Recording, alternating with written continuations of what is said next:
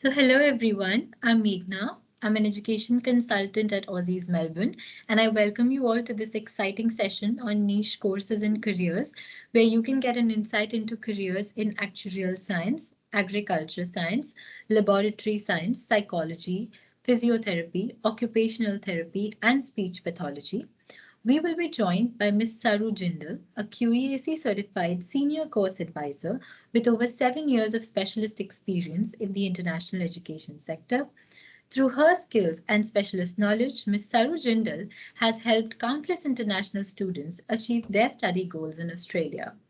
We also have Wang, the International Market Manager at ACAP, and we are also joined by Don Whitford, the Regional Manager of South Asia, Middle East, and Africa at CSU. Our experts will be waiting to take your questions. Please post your questions in the chat box and we will answer all the queries at the end of the session. We have some exciting giveaways for all our attendees.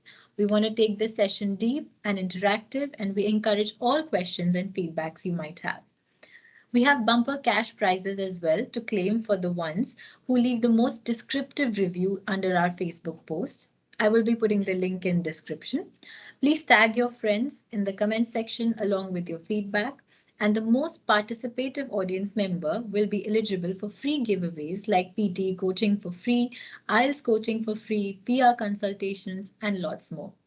We encourage you all to come and be part of our summit. Just Over before to you, Saru. Thank you, Meghna. Thank you so much for that wonderful introduction.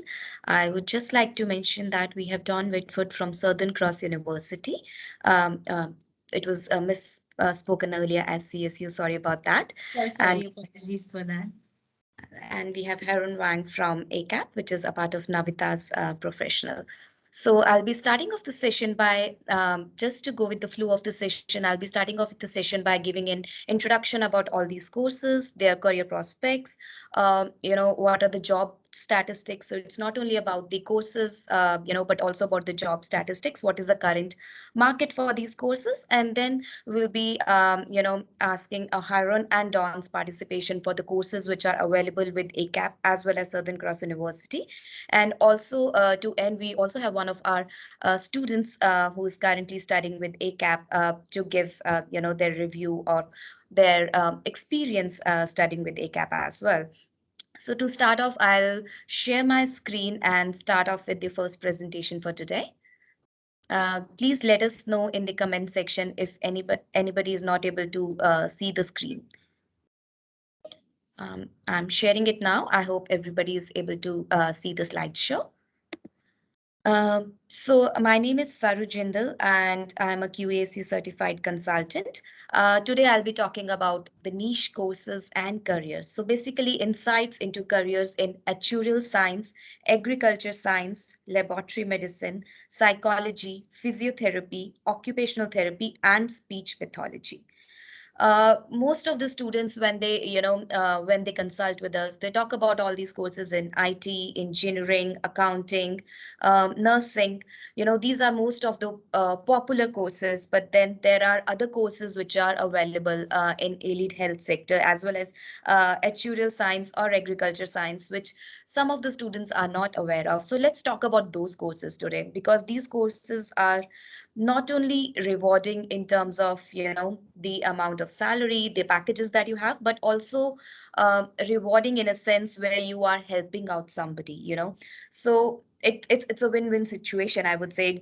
Definitely, if you are doing these courses, you're working in these industries, it definitely would bring a smile on your face at the end of the day, and isn't that what matters? So the bumper contest, as Meghna has already pointed out, we have two giveaways. So one is a bumper contest and the giveaway alert. So details are mentioned on this slide, as well as Meghna shared it at the start of the session. So guys, do participate, do ask questions. You can put all your questions in the comment section and we will get back to those questions at the end of the session today. But do participate in all these contests. You never know, you might win $500 today. So to start off, we'll be talking about the allied health courses.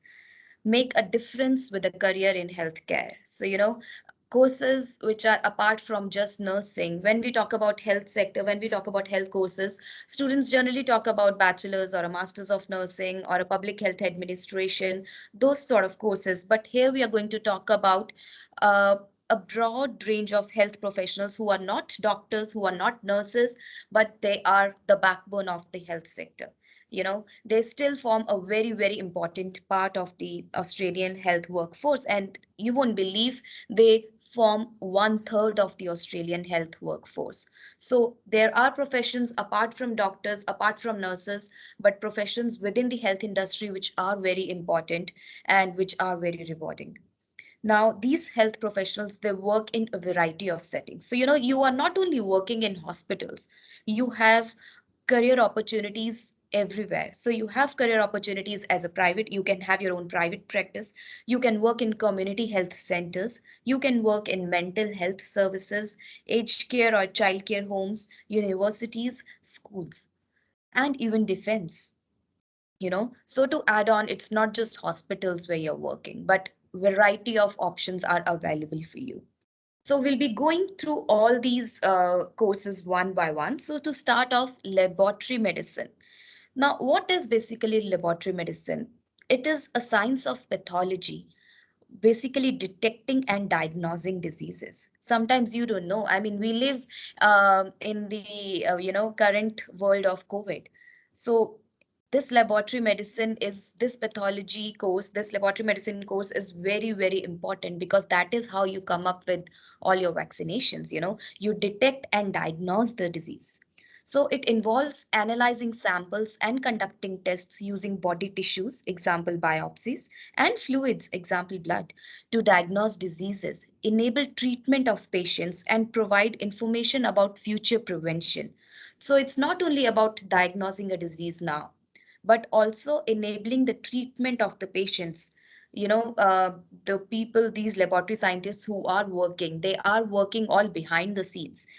Patients don't meet them directly, but they are the ones who are helping out diagnose sometimes the diseases which we can't predict, by looking at it just in the sight of eye. But you need to do all those tests, your blood tests, whatever tests you need to do.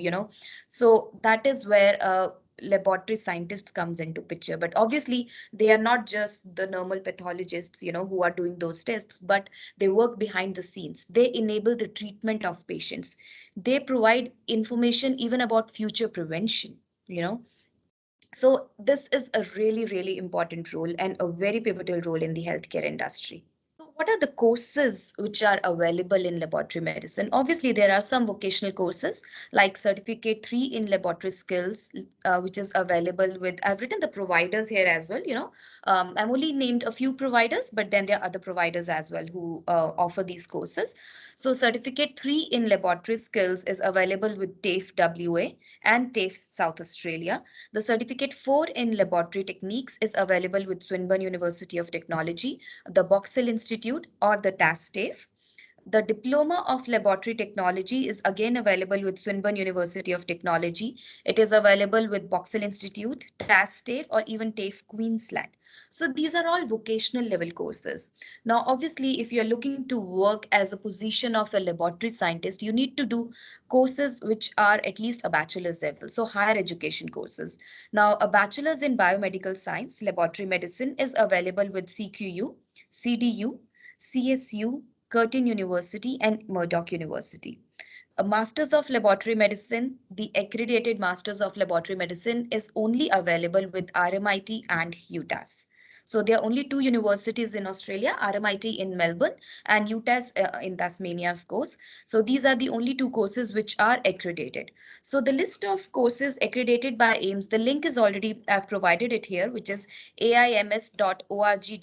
So when you go to this website, you can go through the list of university which have these courses accredited. So if you are looking to work as a medical laboratory scientist, you need to make sure that your course is accredited. And all these list of accredited courses is available at AIMS website, which is the AIMS, which is their accreditation authority. So make sure when you choose a course, you choose a course only from this list. Now, the course duration for these courses, bachelor's is normally a 3 years qualification and the master's is a 2 years qualification. Now, coming to the career prospects as a medical laboratory scientist. Now, as I said, it is a very, very important occupation. It is estimated that 70%, up to 70% of the clinical decisions made by doctors are based on the results and information provided by medical laboratory scientists. So just look at the importance of this position, that 70% of the clinical decisions which are actually made by doctors, but they rely on the information, they rely on the stats which are provided by the medical laboratory scientists. So they are really you can say, the backbone of the healthcare industry. They're really important. And you will find employment in not only hospital laboratories, but even in private pathology providers, in research centers, in pharmaceutical companies, in food and cosmetic industries, in veterinary science, in forensic science laboratories, state health laboratories, universities, or even government sector. So both private and public sector, you can find jobs. There are plenty of jobs available. We'll be going into the job statistics as well, but just look at the areas where you can work. The industries, I mean, obviously it's the health industry, but various areas where you can work. So you can work in the government sector, you can work in universities, in state health laboratories as well, or your own private pathology. So look at the career prospects. Now we'll be going into the job market statistics. Look at the earnings. A full-time workers on an adult age, they earn 1871 per week. So this data has been taken from the ABS website, but this is very high as compared to an average earning of 1460. So an average earning, in Australia is 1460 per week, but this pay scale 1871 is quite higher than that. But then obviously once you start off, once you just graduate, your income may be lower, but then eventually, as with experience, the income grows, your pay scale grows. Now, when we look at these stats on the right side of this PPT, you can see now this is the data as of November 2021. But then in November 2021, there were 27,045 people working in this industry as a medical laboratory scientist. Now, this was a 28% rise from November 2020, but a 15% rise in the last 5 years. So the occupations, the positions available as a medical laboratory scientist, the job market is increasing. The positions are available, and it is going to increase in the coming years as well. So it's an occupation. If you're looking at, if you're looking to do this course, you're looking to work as a medical laboratory scientist, it's not a wrong decision, it's a very right decision, even from the job market statistics. As we can see, a 28% rise within the last 5 years. I understand, due to COVID situation, there was a huge demand in the healthcare industry for all occupations. But then the last 5 year data, if you have a look, it's still a 15% rise.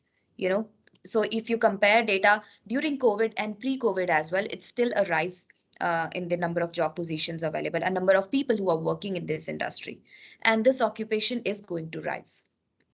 So there will be jobs available.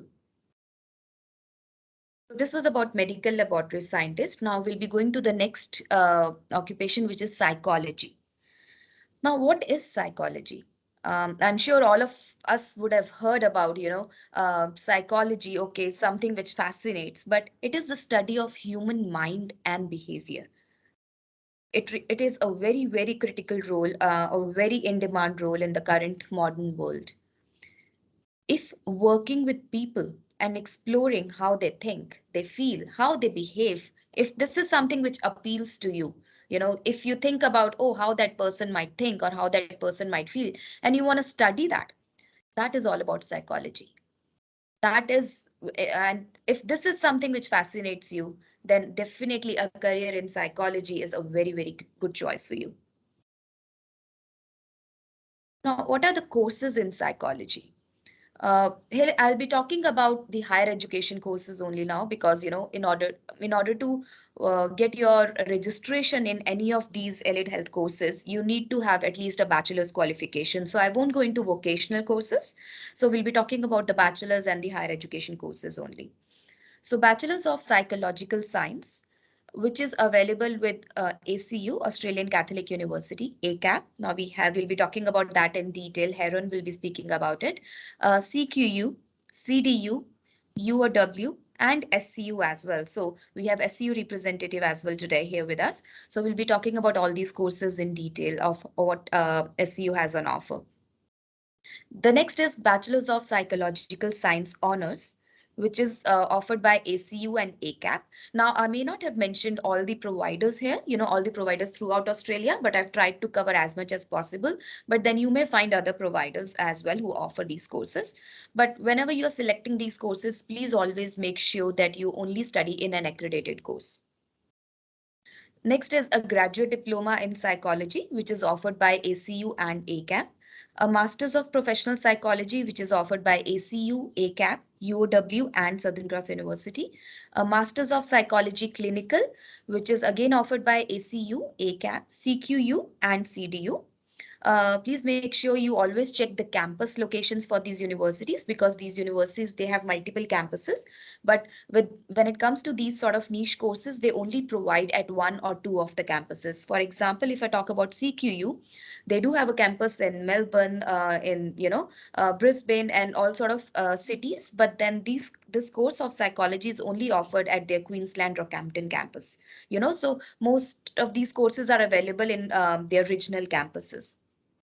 Then Masters of Psychology, Educational and Development, which is offered by ACU. I've given the link here as well of the list of accredited courses by Psychology Council. So the link is psychologycouncil.org.au, and you can go to this website and look at the list of accredited courses. So one thing important is in psychology. Now, you would see that there's a Bachelor's of Psychological Science, and also there's a Bachelor's of Psychological Science Honors. Normally, to work as a psychologist, you have various pathways, but then the first pathway is for you to study for 6 years. So a Bachelor's of Psychological Science followed by an honors year followed by 2 years masters. Or you could also do a combination of 4 years study and 2 years internship. Or you could also do a combination of 5 years study and 1 year internship. But a total of 6 years has to be there for you to work as a psychologist. Career prospects as a psychologist. Now, wherever there are people, a psychologist can definitely help. But to call yourself as a psychologist and also to practice as one, you need to make sure you are registered with Psychology Board of Australia. So this registration process is very, very important. And that is where I was telling you, it could be a 6 year study, or it could be a combination of 4 years plus one, 5 plus 1. But then a total of 6 years are spent before you become registered with Psychology Board of Australia.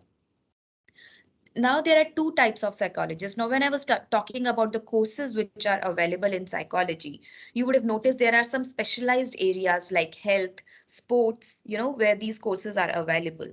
So one is a general registration. So any psychologist in Australia, they hold a general registration with the Psychology Board of Australia, which is, known as PDA as well. Now, but some psychologists, they have an area of practice endorsement. They have the journal registration, but on top of it, they also have a specialized area of endorsement, which could be clinical, could be community, could be educational, health, organizational, or sport.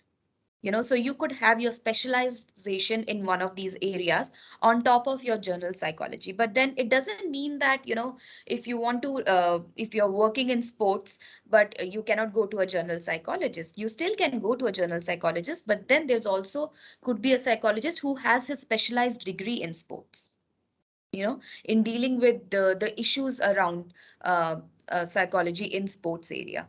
So so this is something which is a little different, and you would see that universities, they offer the general psychology courses, but they do offer these specialized courses as well, just to add on as a special skill or some special field that a student is interested in. Next, when we talk about job market statistics, so if you look at the earnings, which is mentioned on the left hand side, when average earning is 1857, which is again a very higher average of 1460 per week. Now this is per week I'm talking about, not per fortnight or not per a month. So this could be your average weekly earning, which is 1857.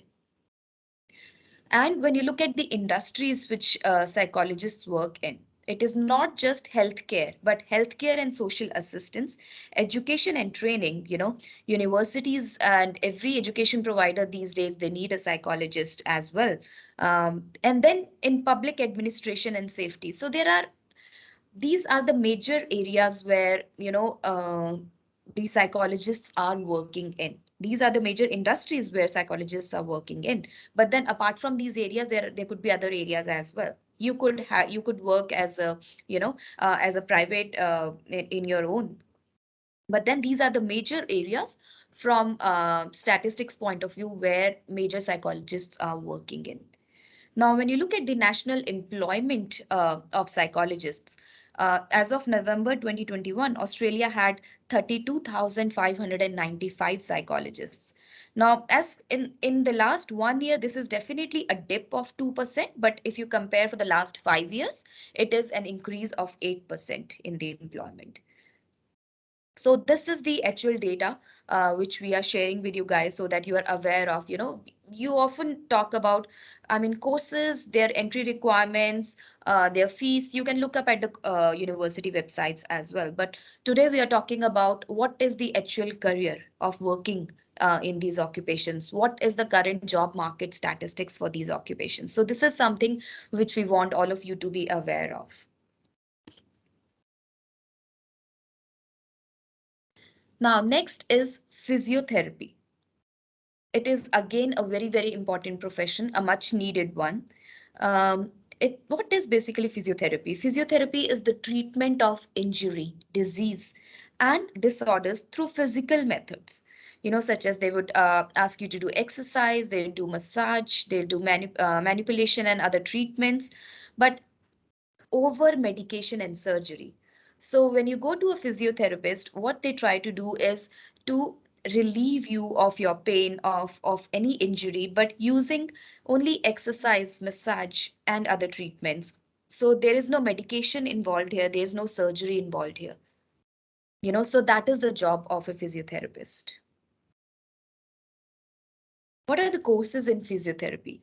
Now, the courses in physiotherapy is again a bachelor's and a master's of physiotherapy. Bachelor's is available with ACU, CQU, which is Central Queensland University, CSU, and Curtin University.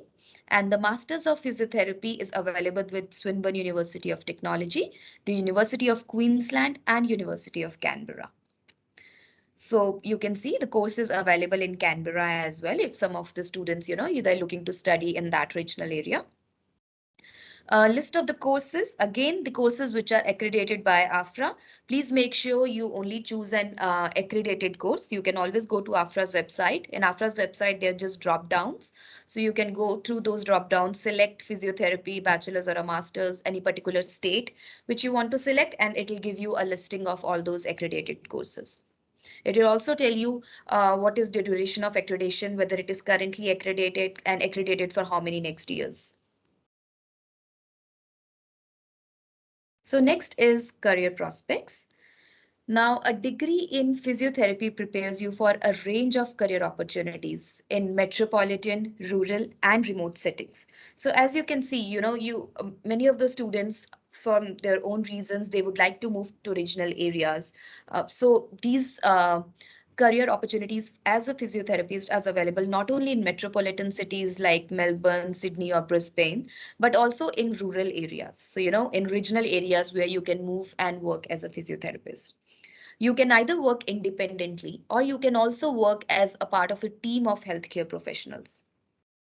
You get to work in public and private hospitals, in health centers, sports medicine clinics, maternity hospitals, rehabilitation centers, aged care facilities, and even in private practices, in areas concerning health promotion, education, management, and research. As again, you can see it is not only just the health sector. But here you can see sports medicine clinics, in education sector, management sector, even in research. So research is another important you know area where people in healthcare industry they get and they like to work in, something which is going to help in future, because obviously the current what you can say, the current life and the research, the current health medicine that we have, or the current uh, procedures that we have, they have to go hand in hand with research, because if there's research going on in the healthcare industry, that is only which defines our future. That is where we'll have better medicine, better procedures, better equipments for our future. So these are the various opportunities, for you to have a career in physiotherapy. Now, the job market statistics.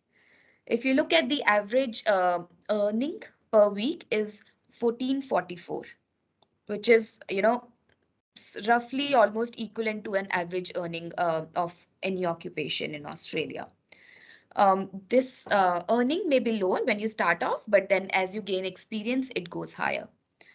When you talk about the industries where the physiotherapists currently are working in, most of them they work in healthcare and social assistance industry. But then as we discussed, there are so many industries where you can work in, but realistically speaking, the majority of them they still work in the healthcare sector or the social assistance sector. As of November 2021, looking at the data, there were 31,644 people working as a physiotherapist, which is a 25% rise in the last 1 year and a 53% rise in the last 5 years. So as you can see, this is a rapid increase. In the last 5 years, 53% increase in the number of physiotherapists is huge, and that too a 25% in the last 1 year, which really counts a lot. So you can see working as a physiotherapist, obviously you look at the earnings, but you also look at this occupation is on the rise. So there have been huge demand, and that is why those many people are working as a physiotherapist, and this demand is going to rise in the coming years as well.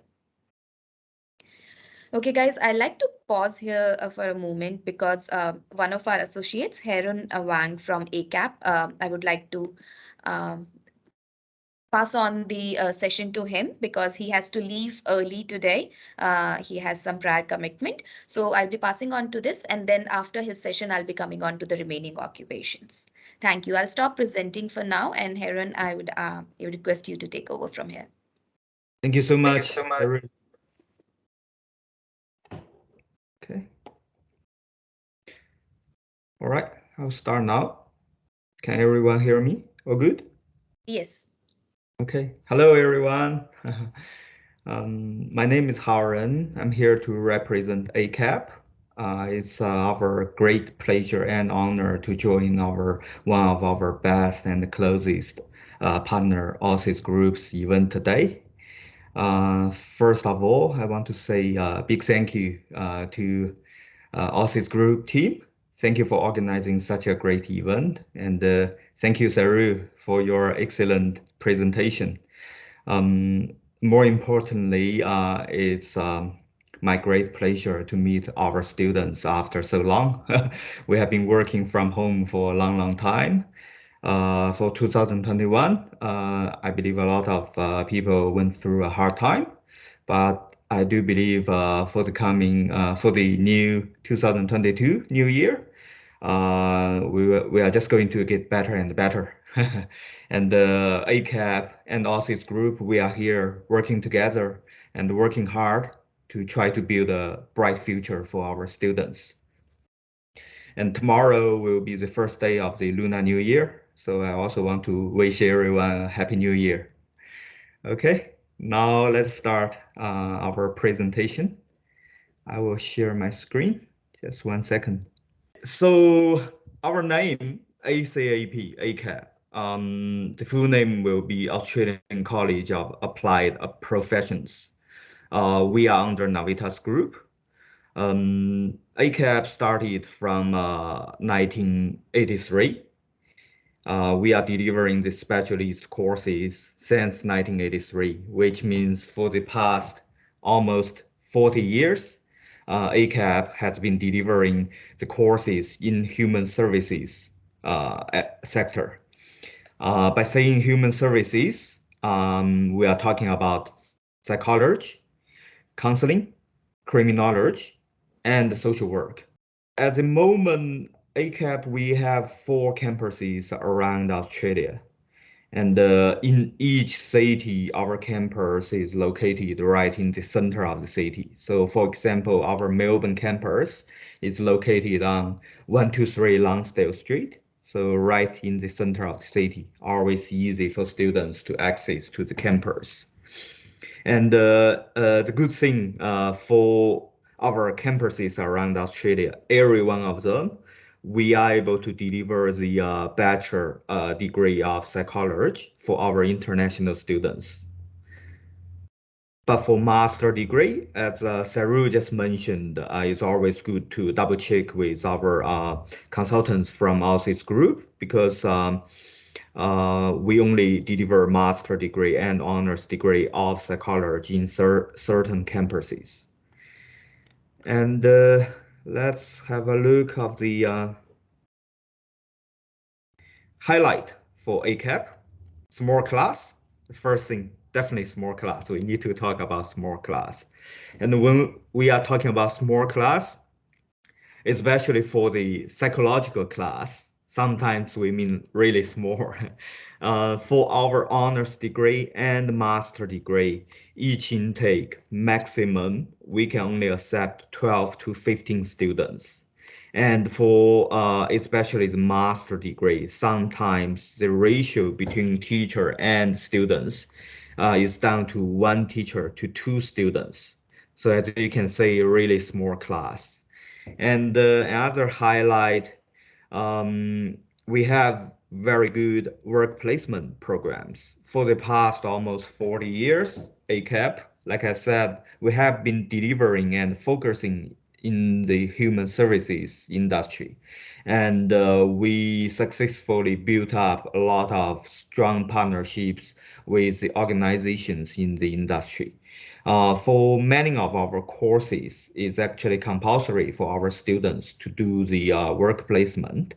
And during the work placement, I do believe our students will be able to apply the theory to their day-by-day work. And they are also able to build up their contacts in the industry. And from our previous experience, a lot of our graduates, because of the work placement experience, they successfully find a job afterwards. And of course, all of our courses are accredited. For the psychological courses, our courses are accredited by APAC, that's Australian Psychology Accreditation Council. And now let's have a look of our course list. Here are our course list. Today, I'm just going to focus on our psychological course list. But like I just mentioned, we do have other higher education degrees in counseling and social work. Can you say the course details? Yes. Okay, excellent. Okay, Bachelor of Psychological Science, 3 years. We are currently delivering this course in every one of our campuses. So that means Sydney, Melbourne, Perth, and Brisbane. Um, English requirement, IELTS 6 with no band lower than 5.5. And to make it even better, we do allow students to package English. And we have a few English providers. One is Navitas English, and we also have Universal English College as our English pathway partner. Other than that, we also have 2 double degrees. Can you see the page now? Oh, good. Yes, yes, all good. Okay, excellent. So, students are also able to do our double degree, which means more option, career option in the future. And these 2 double degrees are quite popular for international students. Same duration, 3 years. Only delivered in certain locations. For example, Bachelor of Psychological Science and Criminology, only delivered in our Melbourne campus. Bachelor of Psychological Science and Counseling in Sydney, Brisbane, and Melbourne campus. Entry requirements are same, and we also allow English package. For the Bachelor of Psychological Science and Counseling, we have 200 hours work placement. And as you can say, like Saru just mentioned, we also have the 4th year of honors degree. So I'm just going to quickly go through all the courses currently delivered by us. And later on, I will going to show the whole mapping of the psychological course. The 4th year Bachelor of Psychological Science honors degree, 1 year course, 8 units, currently delivered in Sydney, Melbourne, and Perth campus. IELTS requirement 6. Um, One thing we need to pay attention in order to get into the honors degree, like I said, for each intake, we have limited seats available. So students will have to provide a bachelor degree with average GPA. Sorry, this figure is not right. The actually minimum GPA requirement will be 5.8. So the students has to show minimum GPA 5.8 out of 7. Otherwise, our academic panel won't consider a seat for the honors degree.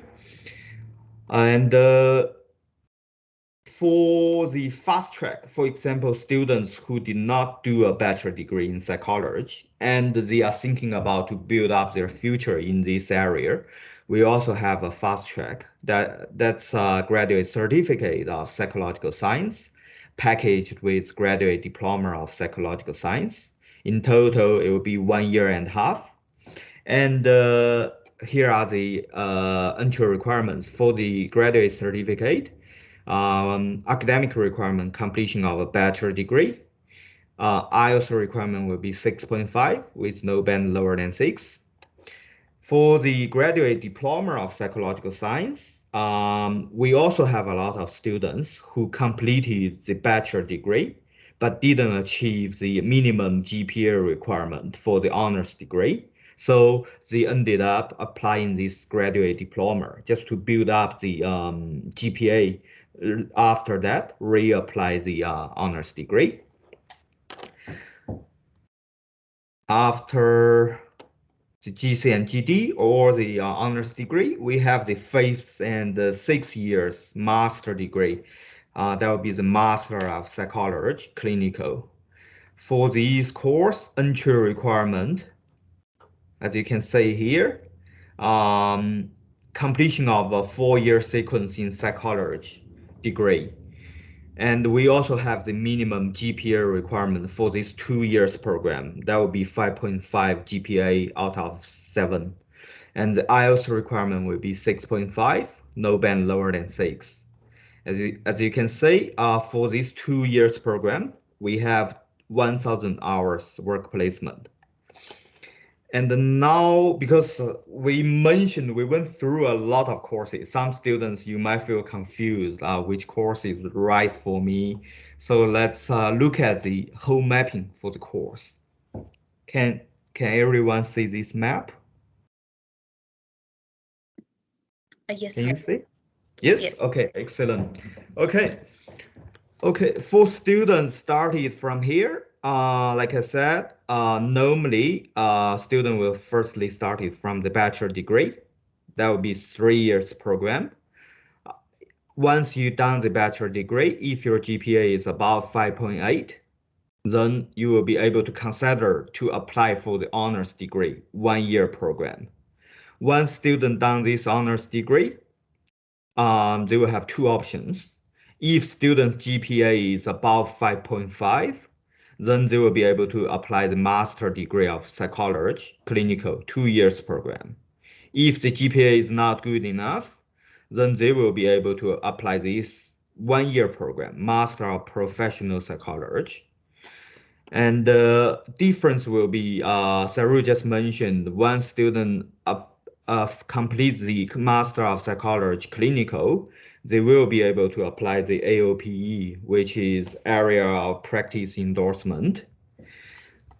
And for students, let's say, who might complete a bachelor degree already in Australia or a master degree, but they are thinking about to start their career in psychology, we also have the fast track, which is graduate certificate of psychological science, packaged with the graduate diploma of psychological science.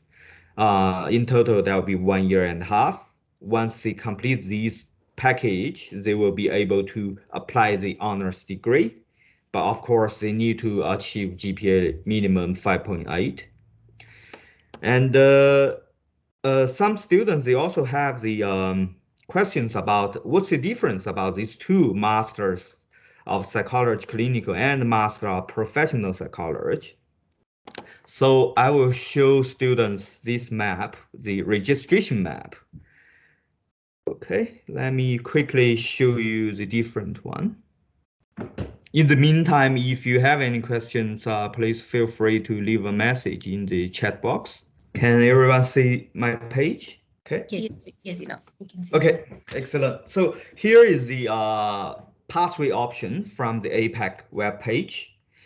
Basically, it explains how our students could be registered as a psychologist. From the beginning, students have two options. One, like we said, they can go through the bachelor degree and the honors degree, or another option will be the fast track, GC plus GD, then the honors degree. Once students successfully complete 4-year sequence in the psychological course, they will be able to register as a provisional psychologist. And once they achieve the provisional registration, there are 3 options. I believe Saru mentioned this as well. 4 years, complete the honors degree, then plus 2 years internship. And after that, they will need to do the national psychology exam to get the general registration. Or they can do our 1 year master of professional psychology, then same process, go through the psychology exam, then achieve the general registration. Or they can apply the 2 years master degree of professional psychology, then they will be able to get the AOPE, general registration with AOPE. So this is the whole mapping for the registration. And now let's go back to another another thing which our students are quite interested. That would be the scholarship.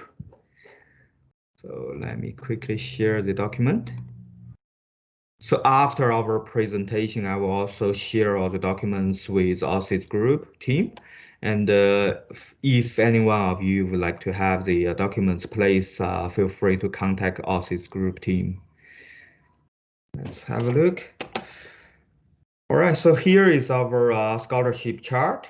As you can see, in order to approve the scholarship, it will be case by case, depends on the student's academic results and the English level. So for the scholarship amount, it varied from $2,000 to $5,000. And for each level, basically you need to meet the requirement here. So later on, feel free to contact our Aussizz group team to ask for this document. Okay, and we also mentioned about the job future.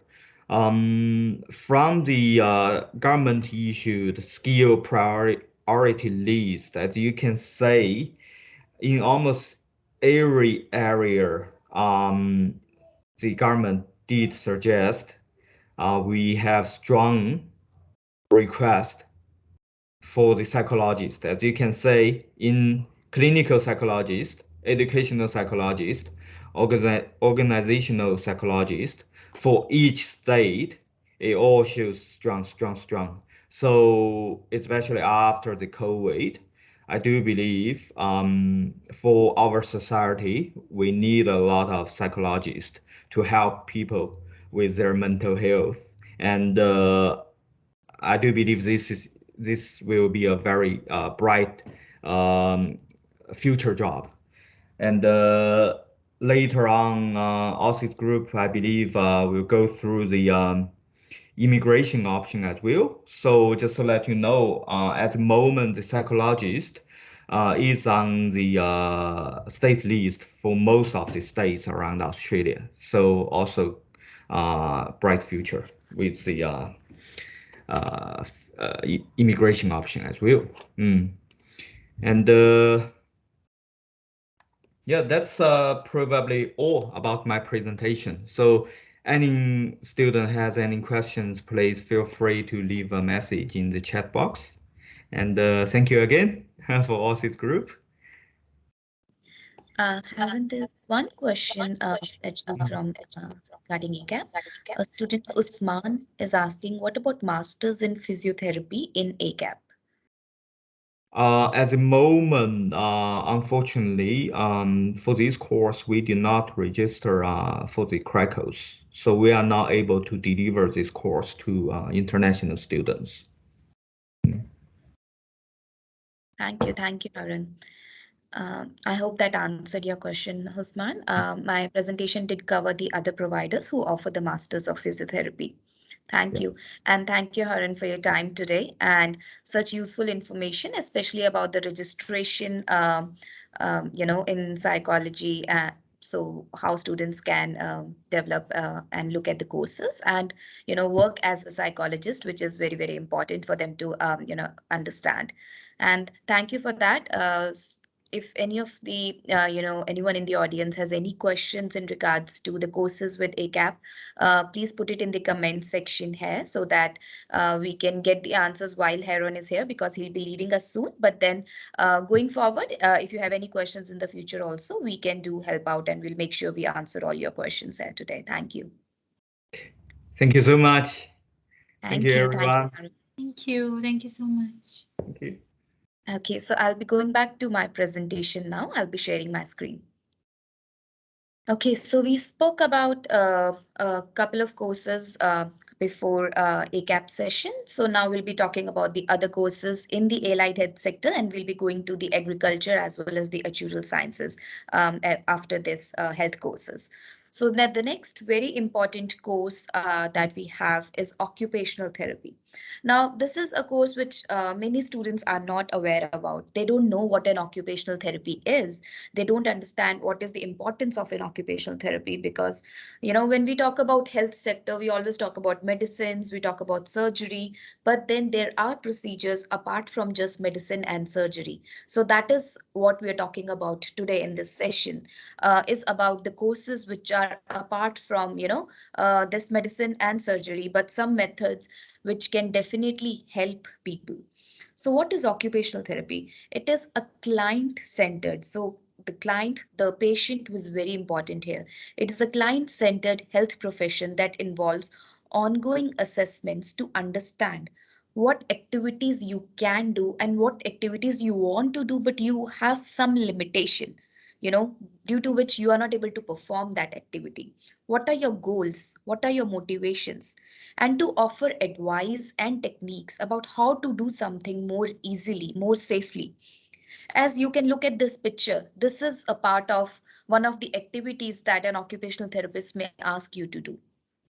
So something apart from just the normal medicine, just the normal surgery, some methods, some advice, some techniques, what you can do to perform your day-to-day activities much better.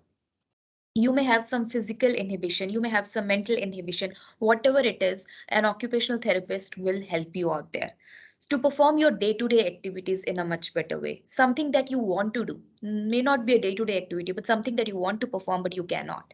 You have some or the other limitation. That is where an occupational therapist will come into picture. I know it's a little tricky to understand, but then once you actually get into the details, I'm sure the people who are interested to work with people, this is an occupation, this is a job, this is a course which you will enjoy studying and working in. What are the courses? Now, as we said, at Bachelors, there's a Bachelors of Occupational Therapy, which is offered by ACU, CQU, CSU, Curtin University, ECU, and even SCU. Masters of Occupational Therapy, it is offered by Swinburne University of Technology, CDU, and Curtin University. So whenever you look at these courses offered by these particular universities, because these are niche courses, they have specific entry requirements, both academic and entry. And most of these courses would only have one intake per year. So always make sure you check the university website carefully, or you talk to the education consultant in detail about all these things. These these courses, you may find scholarships in some providers, you may not find scholarships in other providers, because these are very niche courses. They require a full involvement from the students. So you have to be available on your classes, you have to really put yourself out there if you want to excel in your field. And these courses are not available with all universities. There are only few providers, few universities who have these courses. I'll give you an example for Masters of Occupational Therapy with Swinburne University. They only have July intake. They don't have the Feb intake for this course. And also the seats are very limited for these courses. They only have few places, and that too, those places are divided between domestic students and international students. Some universities may ask you to submit a very good detailed SOP, a detailed statement as to why you want to do this course. They may even ask you to submit a short video, explaining why this course and why this university and how this course is going to help you out. And what background do you have? Say, for example, you apply for Masters of Occupational Therapy. They may ask you, do you have a relevant background or not? Okay, why really this course? Because they would pick and choose the profiles for these courses as they have very, very limited seats. So always when you apply for these sort of niche courses, plan ahead. Do not apply last moment. You may, and always, if you have your visa expiry or you are really looking into it, then please have always a backup option just in case you're not able to get into that university, or that university may no longer have seats.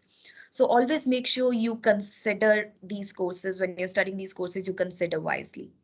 And as I said earlier, I've put down the list of accredited courses here as well. The courses which are accredited by, approved by AFRA. Please go through this list and only study the programs which are in this approved list. Now, when I talk about career prospect as an occupational therapy, now these people, occupational therapists, they work with people who have any sort of disability or illness or have suffered an injury. As I told you, it could be anything. It could be your day-to-day activities you're not able to perform. You had an accident, because of that you are not able to perform. You have some injury in your leg, in your arm, or you have some disability. And they can work in several settings, including they could have their own private practice, or they may be working in the hospitals. There are various areas of specialization within occupational therapy also, which include driver trained occupational therapist. So in your driving also, if you have issues, an occupational therapist can help you. In hand therapy, in refugees and asylum seekers. Obviously, there are very limited roles in this area, but then this is also one of the area where occupational therapists work. In autistic spectrum disorder, in Parkinson's disease, traumatic brain injuries, mental health occupational therapy, or even pediatric occupational therapy. So as you can see, there are so many areas in which an occupational therapist can work. And I hope this would have given you more clarity as to what an occupational therapist actually does. There are wide range of career opportunities for this occupation, guys. Now, when we look at the job market statistics, the earnings for this position as an occupational therapist is 1569 as an average per week, which is higher than the national average of 1460. And most of the industries in which the OTs are working is healthcare and social assistance, but also public administration and safety, and even education and training. So it's not just healthcare, but even education and training, as you can see, a lot of occupational therapists are working in. Now, when you look at the actual job statistics, as of November 2021, 24,591 people were working as an OT, occupational therapist, which is a 5% drop in the last 1 year, but a 77% of increase in the last 5 years. So this occupation for the last 5 years has seen an increase. Now the last drop of 5%, it was a COVID time. Now things have changed drastically during that last 2 years, But if you look at the last 5 years, a 77% growth is a major, major growth. So I'm sure this occupation is also going to have huge demand in the coming time. Next is speech pathology. Now, this is one of really major occupation. Sometimes people are not even aware of, that there's a speech pathologist that you should refer to. That if you're having some issues in your speaking. Now, what is speech pathology? So, what do? They basically study, diagnose, and treat communication disorders. So, as we know, communication is the key to everything. If you can't speak, you can't. It's not about only speaking, it's about listening, it's about understanding, it's about reading, writing, social skills. If you're having any sluttering, or if you're just not able to use your voice properly. So it's not just speech, not just your speaking, but a lot of other things involved around it. If you're not able to read, if you're not able to write, who should you go to? You should go to a speech pathologist. So that is what is the job of a speech pathologist. It is more than just words. It's understanding, it's language, it's listening, it's writing, it's speaking, it's reading, it's everything. It's communication. So if you're having any issues with the communication, that is what a speech pathologist deals with. What are the courses? Now there's a Bachelors of Speech Pathology available with Southern Cross University, Curtin University, ECU, ACU, and CQU. And the Masters of Speech Pathology available with Curtin University, UTAS, and University of Canberra. Now, you would normally see that when it comes to masters, it is available with fewer providers. But when it comes to bachelor courses, even in these niche areas, they are available with more number of providers. Now, obviously, I'm not talking about the entry requirements and everything here. I'm sure you can have a look at the university websites there, but then always look for the academic as well as the English entry requirement. Sometimes students, they just look at the English requirement. Oh, it's IELTS 6.5, I have it. But then they don't look at their their ATA scores, or their bachelor percentage, how much it was. Or if they're applying for a master's, what bachelor's the university is asking for. Do they need the student to have a relevant bachelor's? Do they need the student to have any extra work experience? Do they need the student to submit a CV? A detailed video or a detailed SOP? What all documents are required? You can talk to your consultant, your education consultant, and they can advise you on that. But then it's important to understand and read through all those requirements. So what are your career prospects as a speech pathologist? As it says, communication is the essence of human life.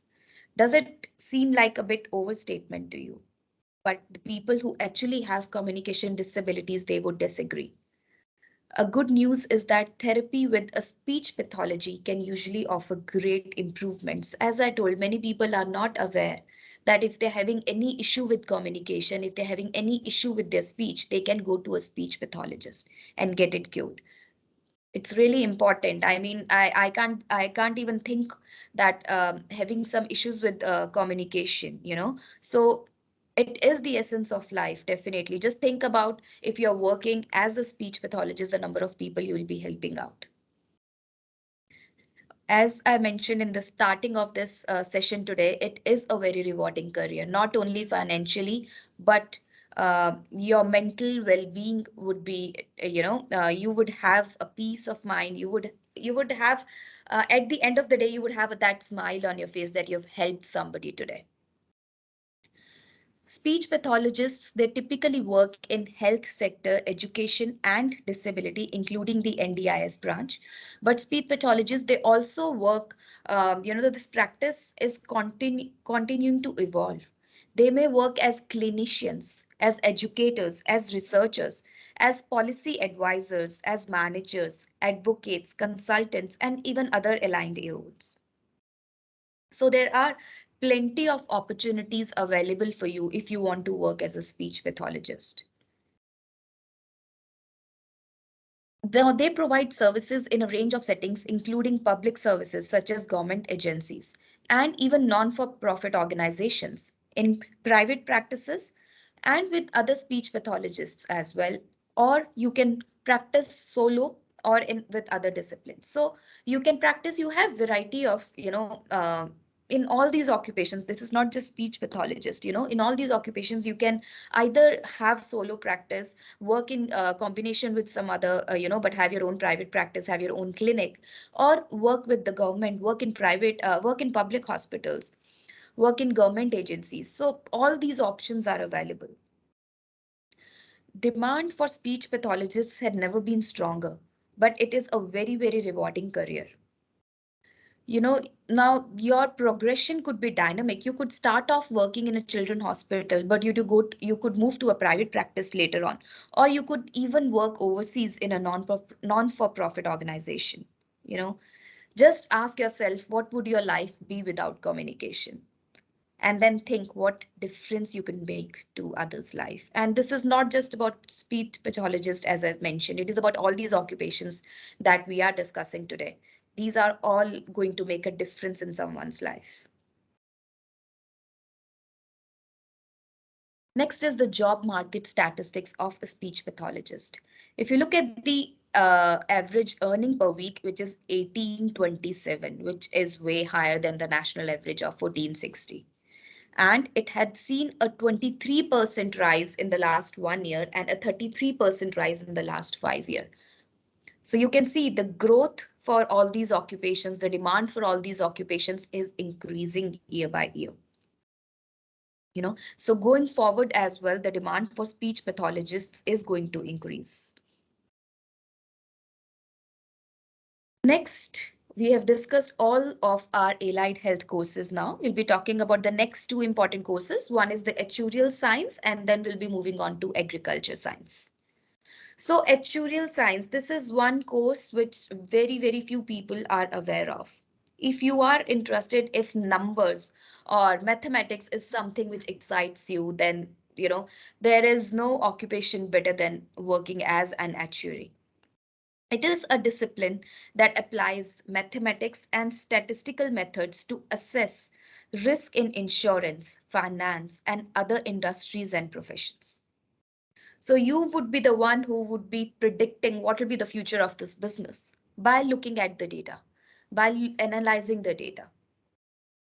So by studying actuarial science, you will actually learn to apply mathematical concepts to real life scenarios and use your analytical skills to help companies plan for the future. As you further develop your maths and analytical skills, you'll start to use a range of concepts and data findings to solve real commercial problems. Guys, this is really, if mathematics, numbers, graphs, that is something which is exciting for you, then this is a very, very high paying, a very high demand occupation, working as an actuary. What are the courses here? Now in Actuarial Science, you have a Bachelors of Actuarial Science, which is available with Macquarie University, Curtin University.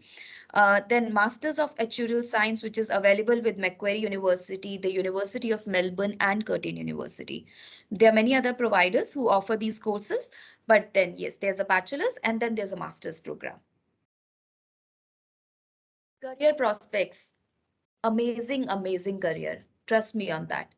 You can look forward to a rewarding career in a variety of organizations and industries, such as asset management, banking and finance, capital and risk management, data science, government sector, insurance sector, investments, superannuation. I mean, this, you can work in any sector, any of the industries, public sector, private sector, insurance companies, government, with the government. You can work in data science, banking. Really, really exciting career there. Now, as your first job, you may start off as an actuarial analyst, as a pricing associate, or as a portfolio analyst. But as you progress in 5 to 10 years, you may progress to roles such as an actuarial consultant, a data engineer, or an insurance pricing manager. And in next 15 to 20 years, who knows, you could be a head of portfolio strategy, a head of pricing or profitability, or a life insurance appointed actuary. So very, very high demand, very, enticing careers there when you look at these positions. But that is something, if you are studying a bachelor's of actuarial science or a master's of actuarial science, so that is something where you can see yourself as. Let's get to job market statistics. Just look at that pay. Earnings of 2060 per week. Isn't that amazing? So 8,000, roughly 8,100 per month you will be earning. As I said, if you are working, if you this is something which excites you, you can see that in in the earnings as well, the amount of pay that you'll be getting. And when you look at the actual job statistics, as of November 2021, there was only 15,634 people working as an actuary. So definitely there's a huge, huge demand. There's a lot of positions available, which is a 6% rise in the last 1 year, but a 65% rise in the last 5 years. So a 65% rise in the last 5 years is huge, but then look, going forward, this is going to rise even more. So there's a huge demand and a really well-paying job. Okay, so this is our last topic for today, which is agricultural science.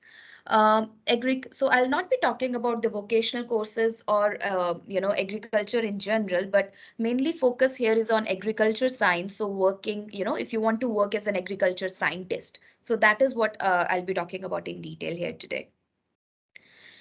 Agricultural science is the science that encompasses everything from food and fiber production to soil and crop cultivation and even animal processing. So everything is included, your production of food, your soil and crop cultivation, and also animal processing. So everything which is related to agriculture. Now, this definition, does it sound similar to Bachelors of Agriculture? As I told you, I'll be talking about agricultural science here today. But then there is a difference in studying a Bachelors of Agriculture or a Bachelors of Agricultural Science. Agriculture is the actual practice and the actual act of planting crops and raising livestock. Whereas agricultural science, on the other hand, it allows researchers to study the science behind it. So what goes behind the scenes? So it's even broader the term than agriculture. It gives you a background in the chemical and biological science that sits behind all our agriculture systems. So what is the chemistry behind it? What is the biological science behind our agricultural systems? That is what you'll be studying if you are looking to study bachelors of agricultural science. Let's talk about the courses.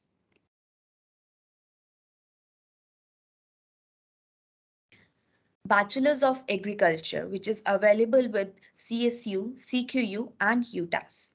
Bachelors of Science in Agriculture is available with the University of Sydney. Masters of Science in Agriculture is available with University of New England. A Masters of Science in Agriculture and Food Security is available with Curtin University. Now, there are many more courses available in agriculture. So these are the niche courses if you are looking to work as an agricultural scientist. But then obviously you need some work experience, um, post your qualification if you want to work as an agricultural scientist. It's not just the qualification which will help you out, but you do need 1 year post-study work experience as well. Now, what are your career prospects? Do you know that currently there are 4 jobs in agriculture sector for every graduate? And 40% of those roles are actually in cities. Now, whenever we think of working in agriculture, we always think that we'll be going and working in regional areas. But when you look at the stats, 40% of these roles in agriculture sector are in the cities. So a career in agriculture, you can either be working alongside farmers in rural industries or even with the government. Working in rural sector, obviously you'll be exploring a range of careers. You could be working as an agronomist, as a livestock animal production specialist, as a farm manager, as a farm systems consultant, or a digital agriculture specialist. If you're working in the government organizations, you could be working as an educator, as a policy maker or advisory, or even a technical consultant. So obviously, when you are, learning what goes behind the scenes, what goes behind our agriculture system, so you could be making policies for the government. You could be working as a technical consultant, really important roles there, guys. Or you could move into research and communication. You could immerse yourself in the latest developments from the industry, working as an agricultural researcher, as an extension officer, as a journalist or marketing professional even. So, when you talk about these two occupations, journalist, marketing professional, you can never think that, I'm studying agriculture scientist and I could be working as a marketing professional. But then there's always a change of roles which you can do depending on, you just need to have knowledge of the industry where you are interested in.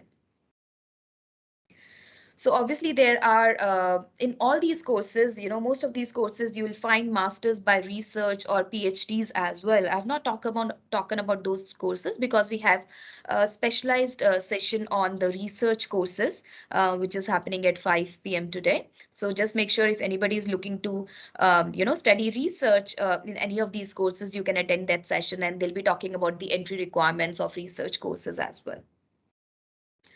So guys, that was about the session from my end today. I'm sharing the slide here again. If you have forgotten that we do have a bumper contest.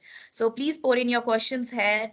Tag us on your socials. Please use Education Summit 2022 hashtag or the hashtag Aussizz group if you want to participate and win one of these exciting prizes. And we do have this giveaway alert as well, where you get a lot of, a lot of these options which are available, a lot of these platforms that will be available free of cost to you. This online coaching, the 485 free visa consultation, one-time free PR consultation, and scholarships if you're looking to study any of the courses. That's it. Thank you, guys. Thank you so much for listening to my presentation here today. I'll just stop sharing my screen because we do have John Whitford from Southern Cross University who have joined us today, and he'll be talking about the courses which are available with Southern Cross University. As with many of the courses, I did mention Southern Cross University's name there. So now you'll be hearing from John, which he'll be talking about those courses in detail. Thank you, Saru. That was very, very detailed, and people are very lucky to have you and Meghna on the call. Lots of information that I've had to do the research myself, but now I have you as the researcher. So that's great. I've just posted in, I just want to know the number of agents and students. Like, there are mostly students on this call or mostly? I thought there would be, but I just wasn't sure of the total number there. But I can see a fair bit, but that's fine. I don't need the total number, but just as a rough idea, but mostly students is fine. I just wanted to direct things that way. I thought it was, but I just thought I'd double check on something. Just if I could, everyone, I do have a small presentation with everyone. I've been in the industry about up to 14 years now in South Asia. So there's a fair few things I've been involved in during that time and lots of ups and downs in the industry. Some of the things that are being mentioned, I'll just say a general thing for Southern Cross before I start. Southern Cross University started in Lismore in New South Wales in a rural area, in an agricultural area. A lot of people don't realise, in 1994. The main campus now is on the Gold Coast in Queensland, and I'll speak more about how the structure of the company is in a moment. But just when you were finishing off there with agriculture, I wanted to be an agronomist when I grew up. And it was good to see the agronomist is still getting a rating there. And I was brought up on a farm as well. So my passion in the background sees agriculture as something a lot of people don't realise. I was really impressed by you saying the jobs in the cities, because I have friends that work in the city. They've gone through banks and etc.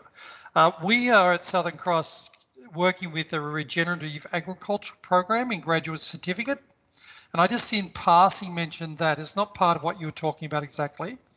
But over the next couple of years, I would imagine that we would have a master in regenerative agriculture, which is basically for water management, floods, fires, whatever. And that will become extremely popular in lots of things worldwide. regenerative agriculture, and there's a regenerative agricultural alliance across the world, much bigger than I ever imagined, but it's done. So if I can start, please, and I will share my screen, and my screen should be the PowerPoint presentation. So if that's the one that people are seeing, then Yes, that's yes. a good idea. Okay. Yeah, Because we know, as we know, everything working well is wonderful. So there are several slides, but I will be going fairly quickly.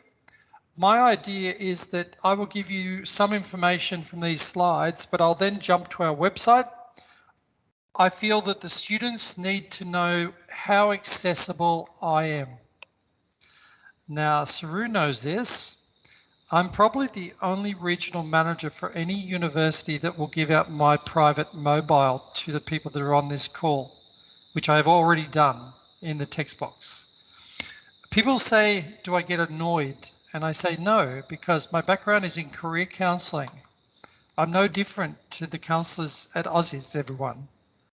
A little bit older, yeah, this and that, experience and things like that. But the background of things allows me to give probably some information that would help Aussizz, some information that would help everyone. And as I mentioned in the text, my family is involved in health and in this particular area of what we're talking about today in many, many aspects of it and their friends. So my knowledge in the background of this surpasses Southern Cross University and lots of the details of Southern Cross University. I will push everyone to the website to read where it is, because please, everyone is intelligent on this call, but I'm not remembering everything. So I think we need somewhere to refer to. So if I can, sometimes I fly in, but I'm not going to do that today, but I have a website that you can actually go on YouTube and go skydive near Southern Cross on skydive on 𝐬𝐸𝐻 Beach, and it's 400 metres from the university site on the Gold Coast. And you can see people out the window of Southern Cross University, you can see people skydiving onto the beach and go over there for lunch. So that's not the things that I'm talking about today. But the bottom line is this. I mean, I always acknowledge before I do things and pay respect to the ancestors and descendants of the lands upon which we work and meet, of course. And I'm mindful of the land and always will be and has been Aboriginal land, etc. So this, from our point of view, onshore here, and some of these students will be onshore, some will be offshore. So I'm just putting up a couple of things here that is onshore information, just for the counsellor's point of view. Offshore, it is not like this. You have to pay more, etc. But the details of that, obviously, through Aussizz, you will have. That is a real view where they land on the beach opposite Southern Cross University's Gold Coast campus. It's a real photo, real students. There are 10 floors that you get that view out of Southern Cross University. I'll talk about the structure briefly. I'll talk about the focus of what we do and of the couple of these particular courses. The structure is important for people to understand as students. The courses that we are talking about today are delivered primarily at the Gold Coast campus, Lismore campus, or Coffs Harbour campus in New South Wales. THS stands for the Hotel School. We're not talking about that today, but that's part of Southern Cross. We're not talking about any of the courses today that 𝐬𝐸𝐿 operate at our branch campuses in Melbourne, Sydney, or Perth. So I just want to clarify that. So we're talking about things that are on the Gold Coast or in Coffs Harbour. Scholarships, we do have scholarships, and just as a general thing, there is a page with scholarships. Obviously, you go there, you see all the details. Once you've read that, any problems, you contact me directly. Scholarships, $5,000 a year to $15,000 a year, just to give you some idea, everyone, of different courses. And I'm not saying they're relevant to the course we're talking about today, but some of them are. Some are academic, everyone gets $5,000 at the moment, by the way, everyone. But that's a bonus. Because we are regional, our campuses I'm talking about are regional campuses in Australia, Gold Coast, Lismore and Coffs Harbour. The post-study work, the agent will tell you more about, but they have been extended and you get more and more and more than you do in a capital city. And I'll leave it at that, but it's extensive. You have a long time in Australia to do whatever you choose and what is available to you. I can't talk about that, but the agent can. Obviously, 2022, I want to mention some things that if you go to our website, you will see, you will have questions because people that work at the university have got questions. The second thing here says the new Southern Cross University model. Now, health, for instance, is changing in 2023. So really, you don't need to worry about it. It's next year, 2023. But basically, it means like this. You only have to do 2 subjects at a time. It's much easier.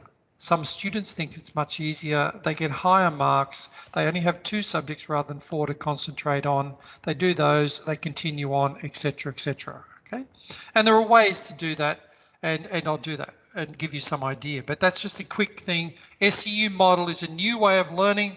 It's popular. You get better marks out of it, better retention, and that's happening in these courses we're talking about today, next year in 2023. But it is happening across the university. Extremely good things about it. I put this up simply because, I mean, the popularity. We specialise and have survived, I might say to everyone. Nursing, social work, teaching, psychological science, and other areas at Southern Cross University, they have always been our specialisation. And thank goodness we've had those courses during COVID. Because if we didn't have those courses, the university, like all universities, has had to restructure and do lots of different things in the availability. But we're on the upward to get out of that. I've just got a message today, in fact, before this meeting, that it will be on campus, planned to be on campus, session 1 for Australia Health on the Gold Coast, Lismore, Coffs Harbour. Some of the online will be for orientation, but we have been said, for the first time for a long time, on the 28th of February, I've just got approval today to go back to campus. As a staff member. To see students, it will be wonderful to get back to normal. So these students, one of them is somebody I've recruited from India. These are just some of the things. We've got good raps, just like everyone will say. There are great things happening in all universities and providers. Like you've heard today, other providers, they are good providers that give you opportunities. Everyone is different though. Please pick the place that suits you as an individual and everything that you want. Now, this is just the SU model. I'll just mention to you, just look at the diagram, forget the rest. I just put here 2 units. You have to do 8 units in a year. 2, 2, 2, 2 gets you 8. You get a couple of sessions off. We call them terms now. This is for 2023 for health, so I'll do that, but that's briefly just to be there for people to see. Some people can carry on their jobs, etc., but I wanted to carry through here and talk more about particular areas. The details of psychological science, occupational therapy, and speech therapy. I've picked out only 2 here. There's other reference to speech therapy. But this has been popular. This has been our year. This is our future as the university, which specialise compared to other places. And you can see over here, social welfare, master of social work, etc., the education in general, the nursing in general, and off in here, and I'd put in the OT here and put other things where you have midwifery and a few other things as well. I'm not going to read through this, but this is just simply copied from our website. There's no point in reading through that for me. You can do that in your own time. I mentioned 15,000 or 5,000 I mentioned to $15,000 a year. Well, it works out like this. If you're a 3-year degree, 3 times 5 is 15. If it's a 4-year degree, 4 times 15 is 60. That's why the spread is there. I mentioned to you in your particular courses, 5,000 is everyone at the moment. 8,000 is for particular courses. 15 obviously is for Destination Australia and one of the other ones for specialist courses with that, but not the course we are today. It's more the 8,000 for people on this course. And this is subject to which country you come from. If you come from India or Nepal, the 8,000 diversification is not available. I've been doing this for many years and I said I've recruited too many students from some countries. But I get more students from other countries. But I love having the people and my relationship. I always tell everyone, And please, if there's any Indian students on this call, I tell people that my left leg is Indian, my left arm is Nepalese. That's how much time I've spent in those countries over the last 13 years. So, what makes Southern Cross? Why do people come? As I said, I'll push to the website. This is why people choose Southern Cross. You've heard today from presenters, the agent or whether other presenters, jobs, they're there. If you want to pay more money to go somewhere else, that's up to you. Put your hand in your pocket, take it out, give it to the real estate agent, give it to the transport extra costs, give it to somebody else. It's your money, everyone, please. Make an informed decision on the total costs, not the cheapest, please. Total costs that suit you. Scholarships, I've mentioned. Our fees, probably just lower. They're going up, by the way, everyone. After COVID, if the fees don't go up in many things, if your food doesn't go up in cost, the students won't get paid well as hospitality, okay? Etc, etc, etc. Things will go up. The airfares are going up 20, 25%. They're going to stay there for another 18 months. That's just how it is, everyone. Universities have to put their fees up. Okay, is a general comment. Placements, of course, and pathways you mentioned about post-study work, 3 or 4 years. Well, no, it's more than that now.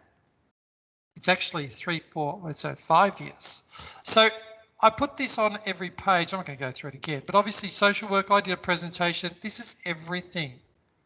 Doesn't matter which faculty we go into, business and law, etc. Once again, I'm just showing a breadth of things that we do.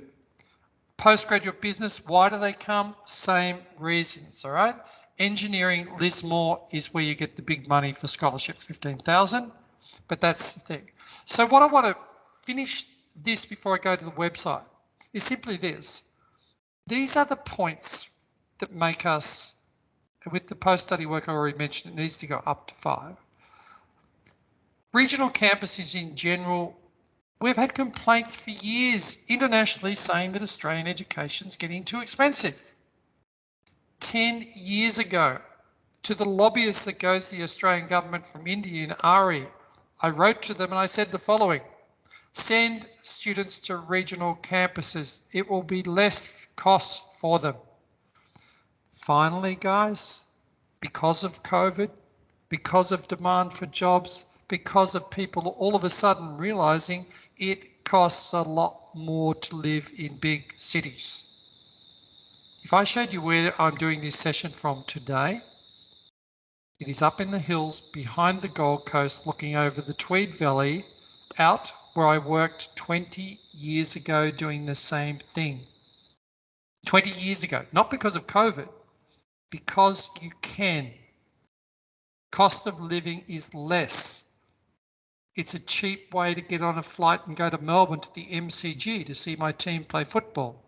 Psst, they won the premiership last year. Sorry, Melbourne. But the thing is this, that these are the little things what people as students. I drive old cars. Why? They're worth $2,000 and $3,000. They're student cars. Please, buy a car, have a good time. You can drive, get around easily. There are other cars, and I like good cars too, but that's how much cars will cost you. Easy, compared to paying $30,000 for a course, a car, $2,000 or $3,000, live in the country. Make it easy for you, everyone. Please, weigh up all the benefits. In Lismore, for instance, you are 45 minutes from Byron Bay. Anyone knows Mumbai, they would know Goa, Party Central. Byron Bay, Party Central. After you finish your studies, of course. And it's also 45 minutes from the Gold Coast on a highway without traffic. So these are the sorts of environments that we have and what the students like doing for Southern Cross University. It's a lifestyle as well as a qualification of the highest level, accredited courses, all the details on the website. And by the way, you can contact me. And let's just finish off with jobs. Every student, including myself, has cleaned things, has posted things, has driven things, has made things. And guess what? When I went to university, exactly the same jobs were available for students as they are today. But now there's more. So if you can get less rent, by the way, it's going up. So if anyone tells you, it's just going up a lot less than it is in the cities. So what I want to do is to leave this with you. That's the picture. Not from our campus, everyone. It's 25 kilometres up the road. I ride a push bike from our campus up to here in 40 minutes, and I'm not that fast. You can get around. That's the environment you've got. And I mentioned on this slide that it is easy to go from Brisbane, Sydney and Melbourne. Often less than $200 return flights. I've booked $75 one-way flights at the moment. $250 usually is what I say to do. So please, if people could do that, please think about that as far as what you can do. Now, the point that I'll stop sharing from there, if I can please, I'm just ducking into the page that every student, has that changed or not? It's coming. Yeah, okay. Okay, how's that? Okay, students, please, this is what counsellors use every day. This is the questions and answers for you. I'm not going to go through everything that's on here, by the way, everyone. It's one page on our website. How do you find it? You hover over Study at SCU. Hover, don't click. Hover, slide down and across to this. And if you hit that, that list comes. So that's what I've done already to save time. And so if I go through here and somebody just wants a question, when is the intake for occupational therapy, for instance? The intake for occupational therapy, it's 4 years, it costs this, 7 IELTS, is in Coffs Harbour or Gold Coast in February. If you want psychological science, February and June. IELTS is there. Yes, if you want to get more details, you click on this and it gets everything else you want, down to subjects, down to whether they're online, down to where they are, how your academics are, etc. And I'll just look at one of those if I could. So if I can click on this, it sends you straight through, obviously, to this, and you get lots more information. Up here, need to do international student, need to make sure you're in 2022. Psych science, there's all your details there, all links, fees, how much. You hit on that, it just throws you down the bottom of this page and it throws you down through here and it actually throws you to that. If you hit it up the top, it throws you, but I'm just doing it practically. I get asked per unit how much things are. This is per year divided by 8, that's all that you do. So it's pretty simple to find yourself around, but this is where you find out information. On this page, if you want to find out the units, like somebody said to me before, what do you do or what do you do there or how do you find out things? Now to me, this is the important thing. You need to drill down anything you want to know. Have a look at it. When is this subject available? It's in session 2. Okay, little things like that. Why is it important? What sort of academics, what books do you need, etc. Everything is on here. So what I'm doing is just giving you a quick drive around for 2 or 3 minutes of how to use this, because my job as a counsellor, and I call myself a counsellor rather than a recruiter, a lot. I'm actually a professional career counsellor. Okay, been for many years. And the bottom line is everyone says, how much does it cost? It's there. How much English do I need? It's there. How many years? 3, ATAR 70 for the people here. And usually on the page, usually it has these academic scores by country.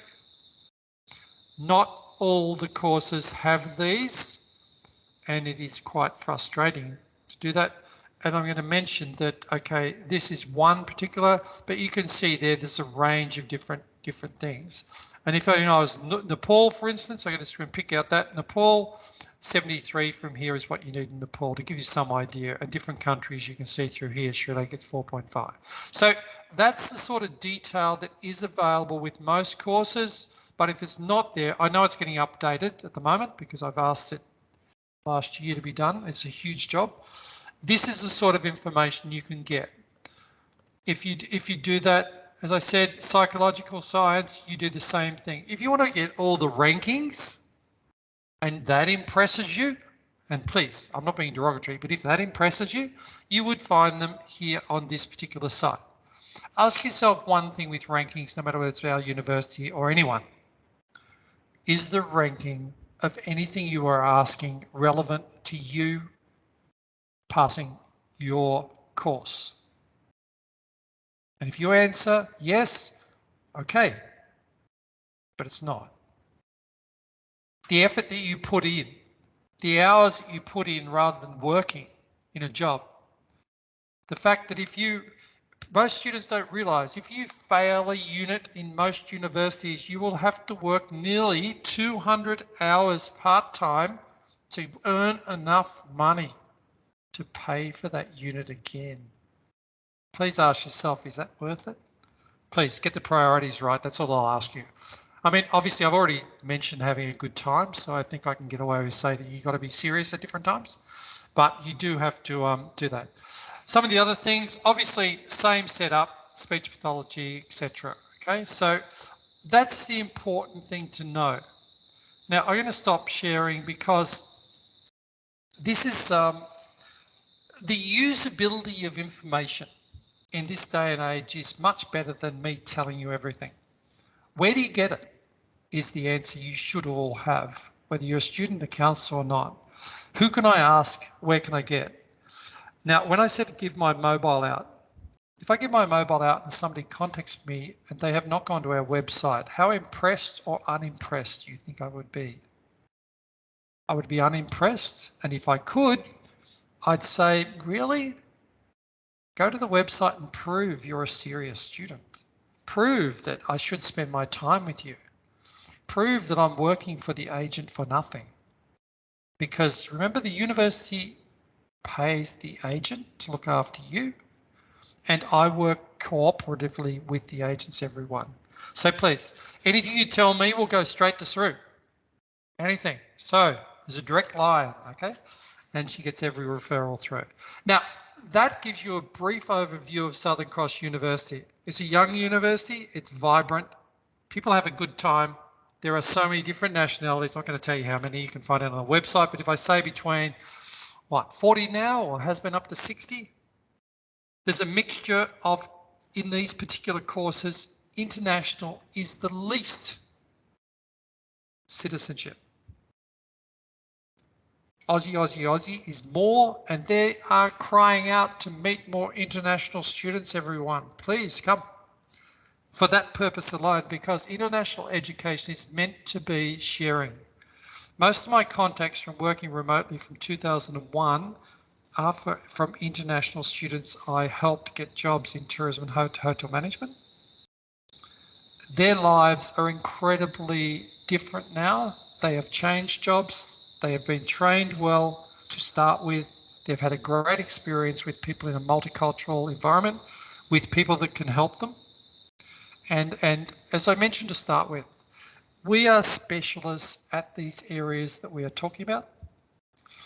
A final disclosure.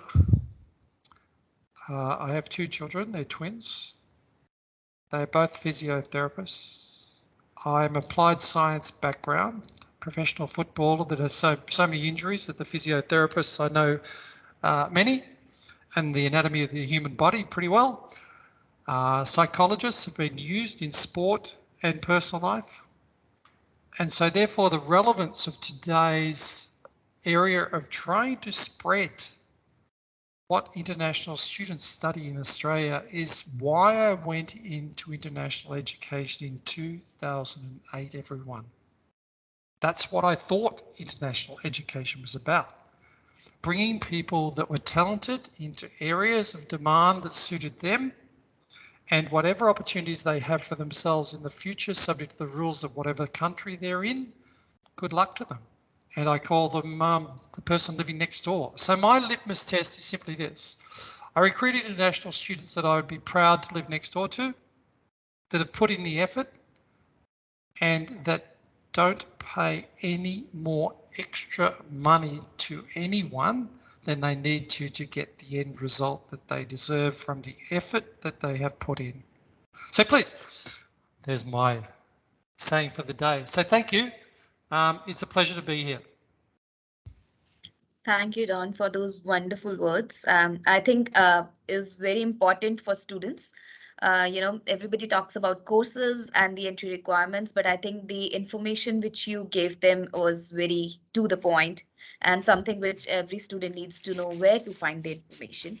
So as I mentioned as well, it's important for you to understand, to understand the entry requirements of the courses, the fees, the intakes. But yes, the information is available, readily available on university websites. It's just about going and finding, just doing a little research on your own, which is very important, and that shows your genuine intent, your genuine interest to study these courses. So thank you, Don. Thank you. We have some questions here which students wanted to ask. Um, I think some of these questions you had already answered to, but I'll still just repeat this. One of student here, 𝐬𝐸𝐬𝐬𝐢𝐭 Ariful, he has a question saying, when is the application session annually for SCU, and is there any scholarship application deadline? Probably the easiest is that the application deadlines are set by admissions. They're trying to do them each year. In a ballpark figure, 6 weeks before for international students from overseas, 6 weeks before they close. I'm causing a little bit of a problem that they might get pushed back earlier because we have a rush of students. And it's causing a little bit of a havoc with admissions, which every university has. So I would think by 6 weeks, I'm going to say 6 weeks on average for universities in general. Okay. Like ours, for instance, the applications closed on the 21st of January for us, etc. To give you some idea, but I know other universities aren't closed yet, but getting visas is very difficult. The scholarships, etc., the scholarship should be applied with your application.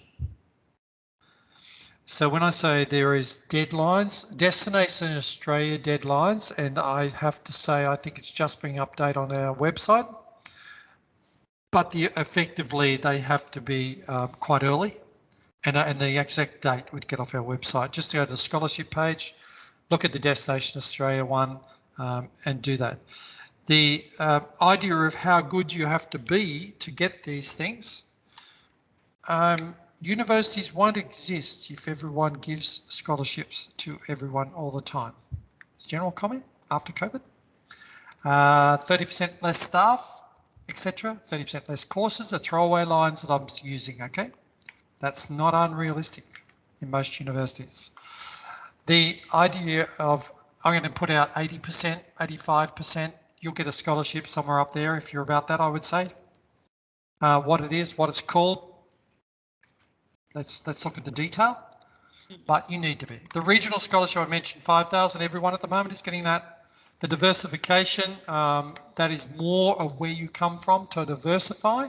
So if you like, that is for, if somebody came from Sri Lanka today, they would get an $8,000 one, but they for diversification. If they came from Nigeria or Ghana, for instance, the same thing. They would get that, right? But that's at this point in time.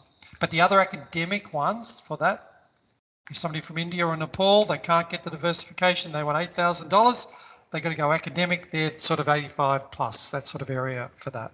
The $15,000 ones that are for Lismore for engineering and science, etc., those ones are very specialist ones to recruit Lismore, to recruit particular areas. Then I don't believe they're quite as high. But you've got to remember, everyone, you need to pass to keep your scholarship. It can look very impressive and that people come because of the scholarship. You need to pass, otherwise you'll just get the scholarship bit to start with, and then it will cost you more. So just be wary, everyone, please. That's what I mean by putting in effort. Please don't get a scholarship, then work too much, then fail a subject, cost you more. It just doesn't work, okay?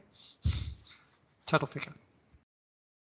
And there was another question from Zan. He says that, is a good CGPA really matters for scholarship?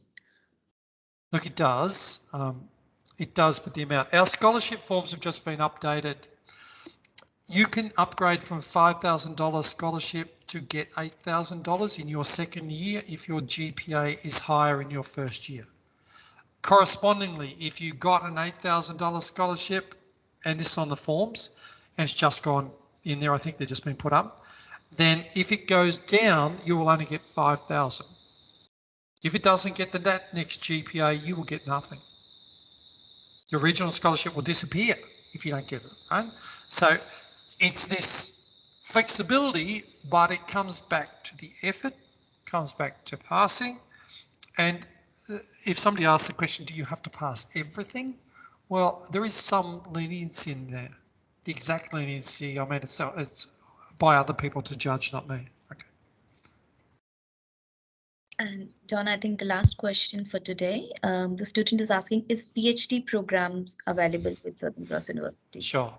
Look, PhD, when I was saying before, if I can I just show my screen just one last time? Sure. Okay, and this will answer this. It's just going to make it much easier, I think, if I do that.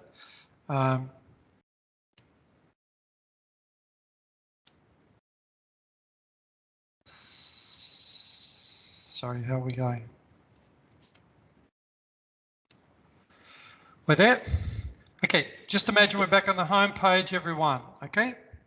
Hover, don't need to, okay? Because this second one up here says research.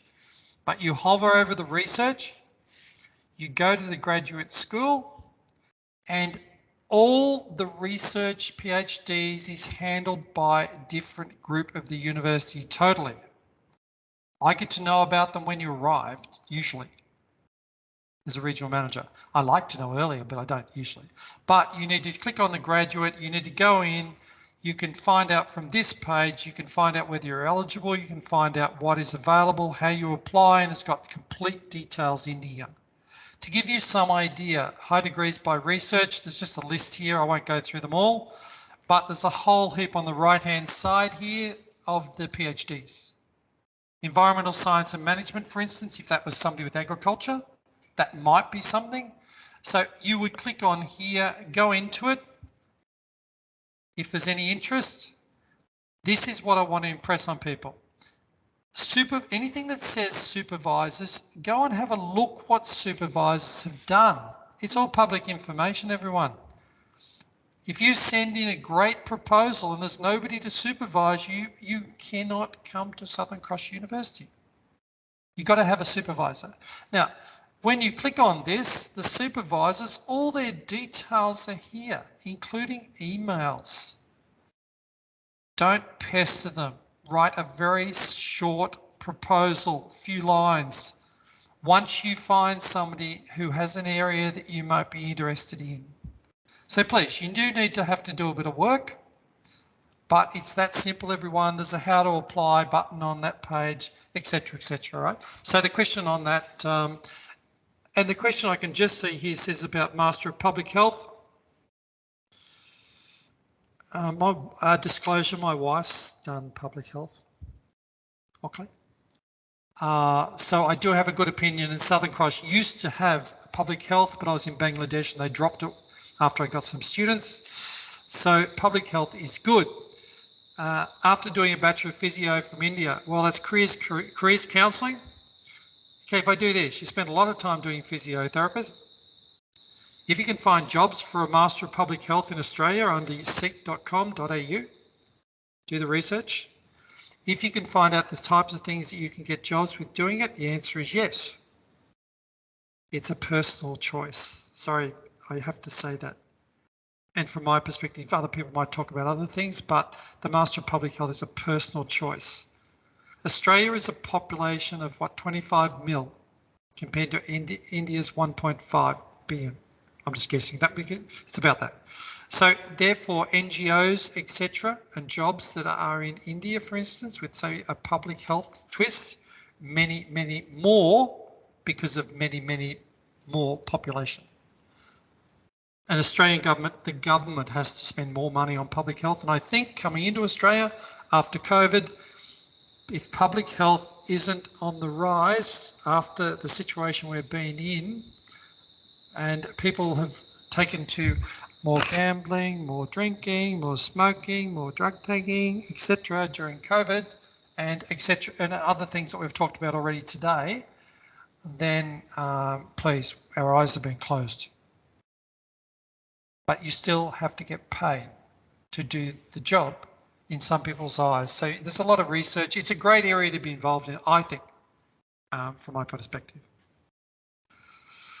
How's that? We got more questions or not? I think that is for today. Hopefully I haven't given too much of a personal insight, but can I say just one more thing which will help the presentation? I don't know whether everyone knows this. When I said that I've got 2 children, I think I mentioned that they've done health, but they're physiotherapists. Both of them, one's this spectrum kids, one's older, and okay, totally different. They studied a doctor of physiotherapy at Melbourne University. And you might like to I just didn't know whether you knew that, but, or the crowd, whether it was relevant or not, but I just thought I'd pass a comment. Most people don't know that Melbourne University had a Doctor of Physiotherapy for 3 years, and they went from the Gold Coast to Melbourne to do that, as that after an exercise science degree, and Southern Cross University didn't have those degrees at that stage. So once again, it depends relevance and things like that, and I'd really enjoyed the presentation, the detail, but thank you. Over and out from me. Thank you. Good luck, everyone. Thank you. Thank you. Thank you, Don. So guys, before we leave, there's one short video that I'd like to play for all of you. We have a student from ACAP who has been studying with them. So the student just wants to share their experience. So you'll be hearing direct from the student's mouth as to how their experience was. So I'll just share my screen again so that you can listen to the video.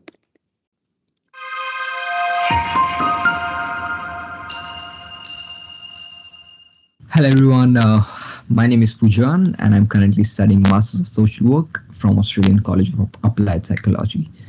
The course is of two years of duration, and I got myself an admission on the basis of my graduation, which I've done on law, which was for 5 years.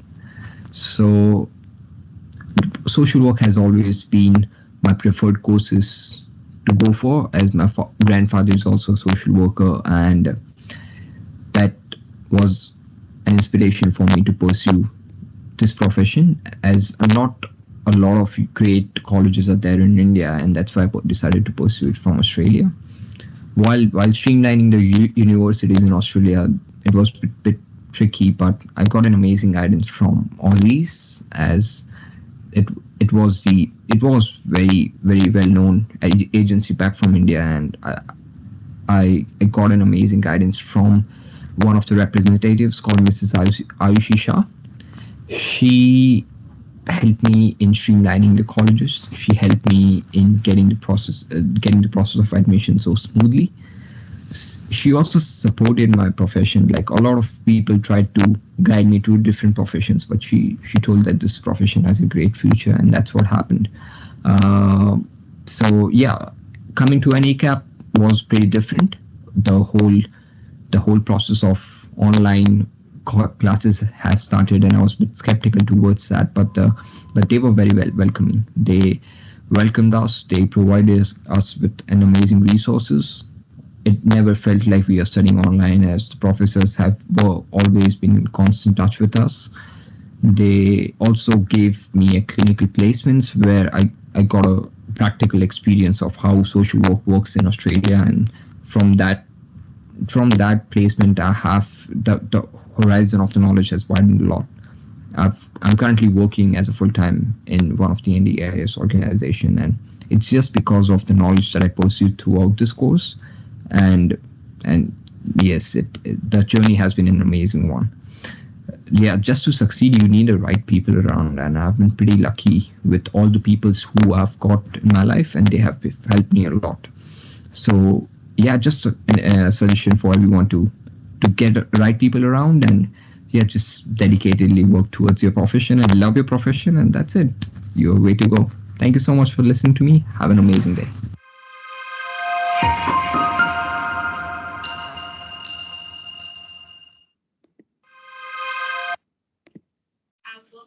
All right. So a big thank you to everyone for attending our session. Please don't forget to leave reviews on how insightful you found this experience. There's a review link which I've shared in the chat box, and we take your feedback very seriously. Lastly, don't miss out our next info sessions on exciting topics, and you can join straight away through the links in the chat box as well. Once again, thank you so much, Dawn, for sharing all your insights, and the little personal tidbits that you shared about you and your family just helped the audience connect way more with you. So thank you so much. It was a delight listening to you. See you in Melbourne. Bye, everyone. Bye. Thank you. Thank you everyone for joining in. See you in our next session soon.